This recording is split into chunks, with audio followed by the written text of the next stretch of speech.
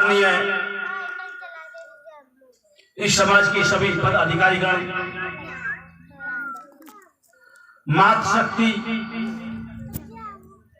एवं हमारे लक्ष्मण देव जी, बहन अलका आर्य जी एवं धर्मेंद्र शास्त्री जी, ज्ञानदेव जी एवं ढोलक पर संगति कर रहे हमारे सूरज पाल जी, माताएं बहनों एवं नन्हे मुन्ने बच्चों, सब सज्जनों, आज आपके ग्राम में बड़े हर्षोल्लास का विषय है कि यह सत्संग की धारा बह रही है और यह सत्संग की धारा 3 दिन चलेगी, लगातार 3 दिन चलेगी। और जिसने स्नान करके जो कोई बैठा हुआ है, अपने आप में जानता कि मैं बहुत बड़ा भक्त हूं और स्नान कर चुके हैं, तो कोई आवश्यकता नहीं है। अगर स्नान नहीं किया है तो गंगा की बहती हुई धारा चल रही है और ये सत्संग की धारा कभी कभी आती है। अधिकतर तो ऐसा होता है कि प्रति वर्ष 1 वर्ष में एक बार ये धारा बहती है हर किसी जगह पर, लेकिन कभी सौभाग्य मिलता है तो 6 महीना में धारा बहने लगती है।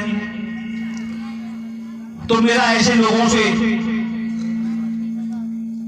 बहुत जरूरी है कि अपने घरों से निकलकर कृपया आए और इस सत्संग की बहती हुई जो धारा चल रही है आकर के लाभ उठाएं। देखिए, बात उस समय की है जिस समय ये देश जब गुलाम था, देश गुलाम था और नारी जाति का बहुत जोरों पर उत्पीड़न चल रहा था देश के अंदर। गुलामी में अंग्रेजी लोग, अंग्रेजी हुकूमत जन जन को गुलामियत सहनी पड़ती थी, हम लोग बचे नहीं थे। लेकिन नारी जाति एक ऐसी जाति थी जो अंग्रेजी हुकूमत में इसका उत्पीड़न किया जा रहा था। अंग्रेजी हुकूमत में तो सभी लोग, चाहे वो स्त्री है या पुरुष है, अंग्रेजी काल में सबको ही दमन करना पड़ता था। लेकिन एक हमारे समाज में बड़ी कुरीति थी कि हम लोग, चाहे हमारी बहन है, चाहे बेटी है, चाहे नारी है, पत्नी है, कोई भी है, पैर की जूती के बराबर समझते थे। जिस प्रकार पैर की जूती होती है, वो दर्जा नारी जाति का हमारे भारतवर्ष में नारी को दिया जा रहा है। और कहते हैं बड़ा आश्चर्य लगता है, लेकिन आज भी कुछ लोग पौराणिकता के माध्यम से ओट का टोटका अंटर मंटर चलते रहते हैं और कोई अगर समझाने की बात कहे तो उस पर क्रोध करते हैं कि ये तो गलत बोल रहा है, ये सही नहीं है। ऐसे में ही उस समय पर राजा राम मोहन राय और दयानंद स्वामी जी ने जब यह देखा तो उनसे रहा नहीं गया।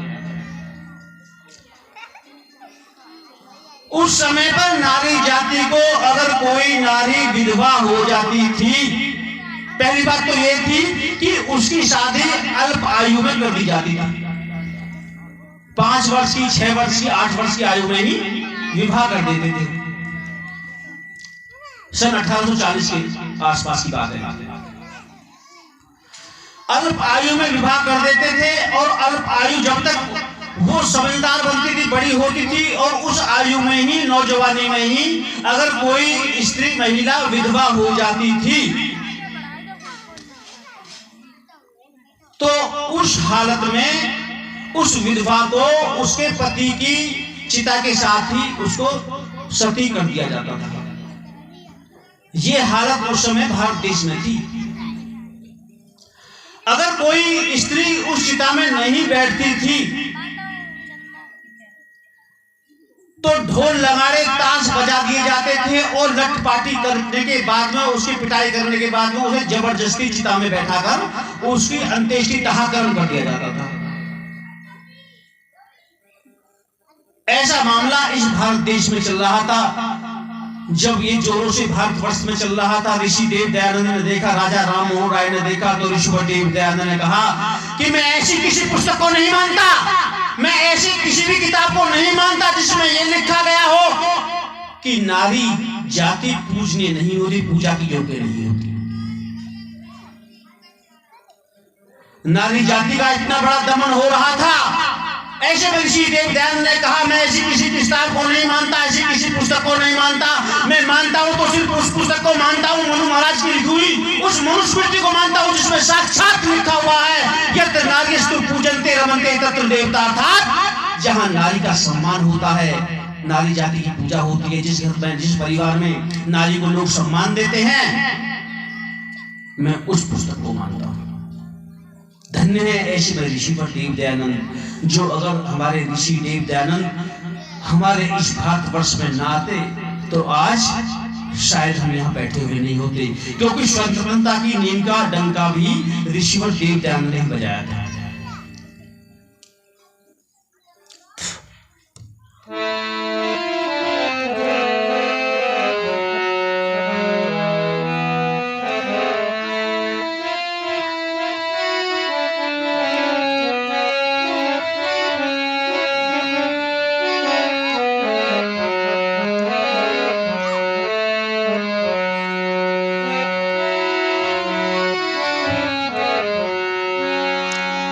आइए ऋषिवर देव दयानंद के लिए कवि क्या कहता है।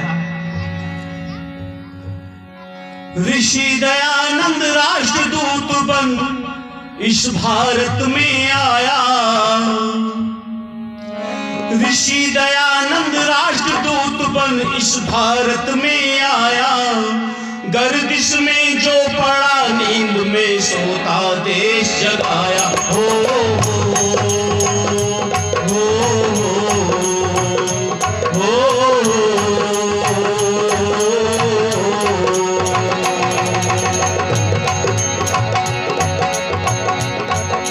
ऋषि दयानंद राष्ट्रदूत बन इस भारत में आया, ऋषि दयानंद राष्ट्रदूत बन इस भारत में आया, गर्दिश में जो पड़ा नींद में सोता देश जगाया।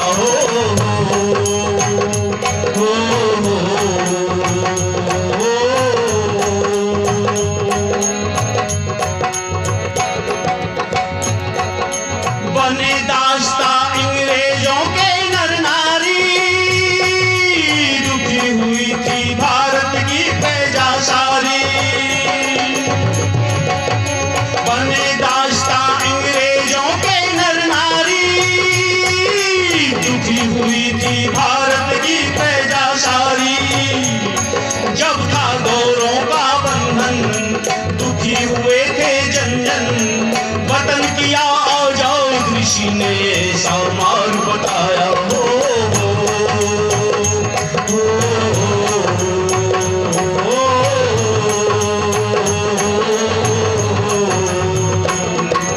ऋषि दयानंद राष्ट्रदूत बन इस भारत में आया, ऋषि दयानंद राष्ट्रदूत बन इस भारत में आया, गर्दिश में जो पड़ा नींद में सोता देश जगाया।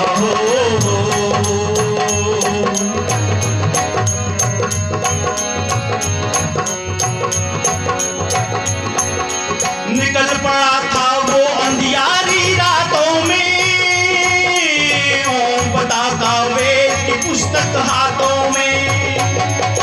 निकल पड़ा था वो अंधियारी रातों में, ओम पताका वेद की पुस्तक हाथों में। सब छुआछूत मिटाई, सब जाति एक बताई, सब छुआछूत मिटाई, सब जाति एक बताई।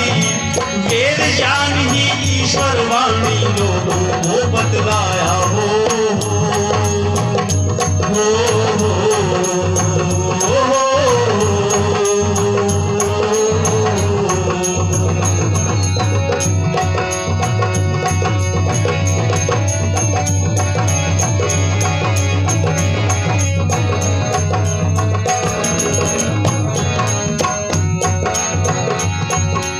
यथे मां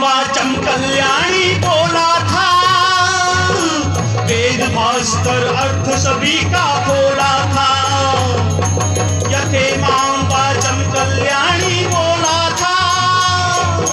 वेद भास्कर अर्थ सभी का खोला था, न तस्य प्रतिमा न आकृति सीमा, न तस्य प्रतिमा न आकृति सीमा।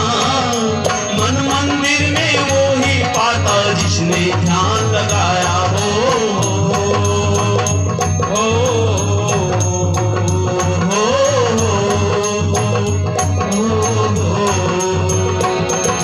ऋषि दयानंद राष्ट्रदूत बन इस भारत में आया, ऋषि दयानंद राष्ट्रदूत बन इस भारत में आया। गर्दिश में जो पड़ा नींद में सोता देश जगाया हो।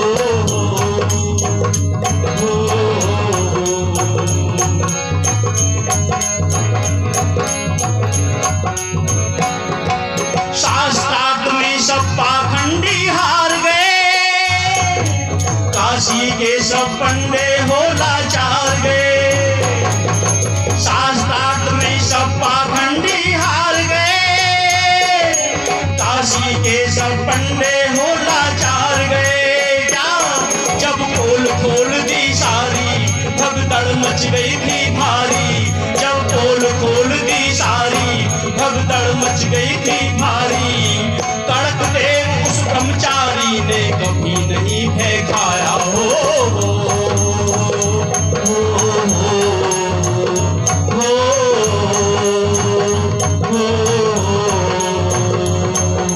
ऋषि दयानंद राष्ट्रदूत बन इस भारत में आया, ऋषि दयानंद राष्ट्रदूत बन इस भारत में आया। गर्दिश में जो पड़ा नींद में सोता देश जगाया हो।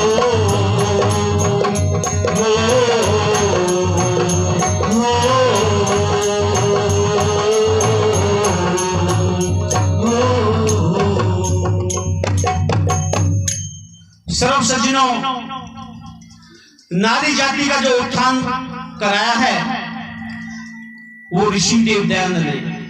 अगर ऋषिदेव दयानंद नहीं आते तो आज भी नारी जाति का दमन रहता है, और आज नारी